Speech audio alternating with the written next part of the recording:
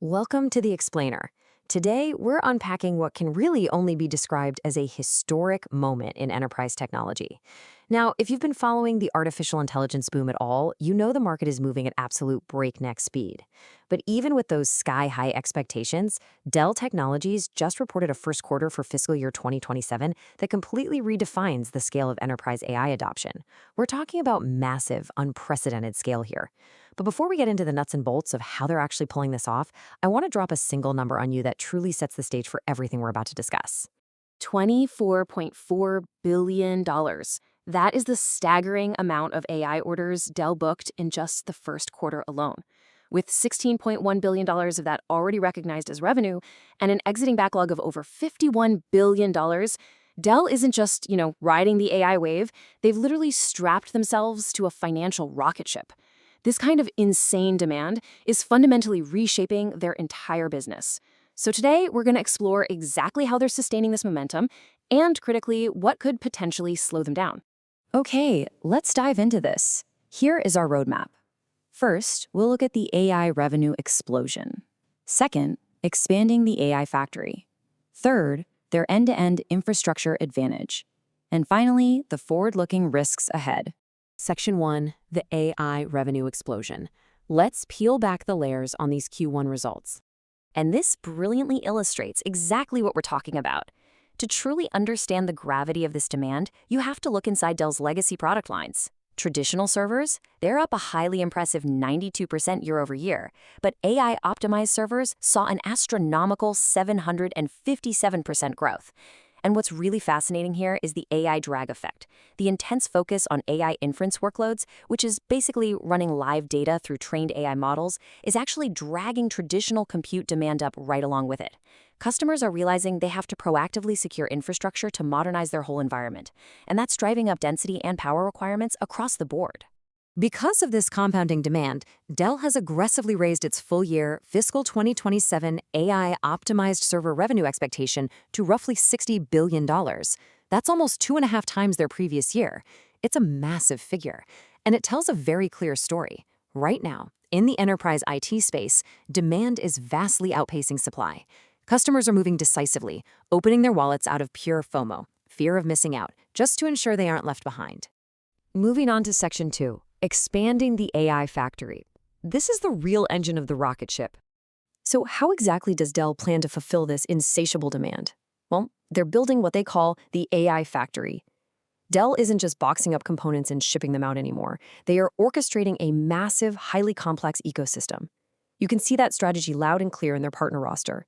NVIDIA, Google Cloud, OpenAI, SpaceX AI, ServiceNow, Palantir, Mistral, and CrowdStrike. By integrating so closely with NVIDIA's architectures and Google Distributed Cloud, Dell gives enterprises these turnkey, production-ready solutions. Customers aren't just buying parts, they're buying into an integrated ecosystem that lets them jump from pilot testing straight to full-scale AI production faster, all while hitting those strict data residency and privacy rules. But here's the kicker. The AI factory doesn't just stop at some massive remote data center. Dell is strategically moving AI everywhere, right down to your local desk side. With new agentic PCs like the Dell Pro Max systems, which are machines actually capable of executing autonomous tasks, enterprises can run complex AI workloads like coding or secure private assistance locally on their own hardware. This is a massive selling point because it keeps highly sensitive intellectual property strictly on-premise, rather than sending it floating out into a public cloud. Section 3. End-to-end infrastructure advantage, because selling servers simply isn't enough. Look, selling cutting-edge servers and PCs is fantastic, but AI requires a massive underlying foundation to actually function.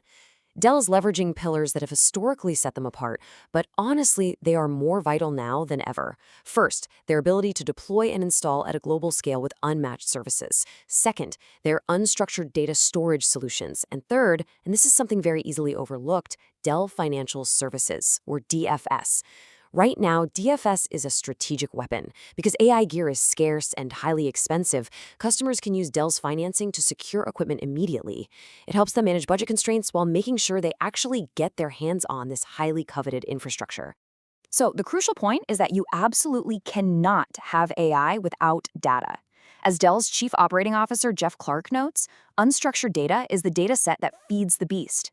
Dell's storage revenue was up 8% to $4.3 billion, and their unstructured solutions just saw their best quarter in demand ever. Customers from neoclouds, which are specialized cloud providers, to sovereign entities and high-frequency traders, are suddenly realizing they need robust data management estates to support their AI ambitions. Dell's proprietary storage IP is a massive beneficiary of this trend. Furthermore, Dell is drinking its own champagne. They are actively employing AI inside their own internal operations and R&D organizations. By using AI internally, they can deliver larger R&D payloads in much shorter periods of time. It's like a giant feedback loop. They build AI hardware to train their own AI to design even better AI hardware and software faster than the competition. Okay, pause for a second. It all sounds incredibly optimistic, doesn't it? Record revenues, soaring demand, perfectly integrated ecosystems. But as with any rocket ship, we have to look at the telemetry for potential points of failure. What could actually slow this massive AI momentum down? Which brings us to Section 4, Forward-Looking Risks Ahead. Let's unpack the turbulence. Now, what's really interesting about this slide is the core tension it reveals. Behind the headline-grabbing revenue numbers are dense legal texts detailing the inevitable turbulence ahead. Dell's immediate future is defined by this. On one side, you have unprecedented, accelerating customer demand. On the exact opposite side, you have supply chains heavily reliant on single-source or limited-source suppliers. Remember, Dell explicitly stated that demand is currently outpacing supply. Their ability to actually hit that $60 billion target relies entirely on their supply chain teams finding the physical parts to fulfill the backlog. When you distill those SEC filings, three clear themes emerge as the real wildcards here. First, macroeconomic conditions and global trade disruptions. A fragmented global economy or a new trade restriction could instantly bottleneck hardware production. Second, their heavy reliance on third-party suppliers for highly complex components. If a partner stumbles, Dell's pipeline is immediately impacted. And finally, the ever-present cybersecurity threats and the execution risks of implementing AI, both for their customers and internally. These aren't just your standard boilerplate warnings. In a hardware-constrained market, these are the exact pressure points that could cap Dell's growth. Which leaves us with this final, truly critical question to consider. Can Dell's sheer scale, execution discipline, and integrated ecosystem successfully outpace the inevitable global supply chain bottlenecks? They've clearly got the demand, they have the portfolio, and they certainly have the momentum. But over the rest of fiscal year 2027, the ultimate test won't just be how much they can sell, but exactly how much they can actually build and deliver. It is going to be a fascinating narrative to watch unfold. Thank you for joining me for this explainer.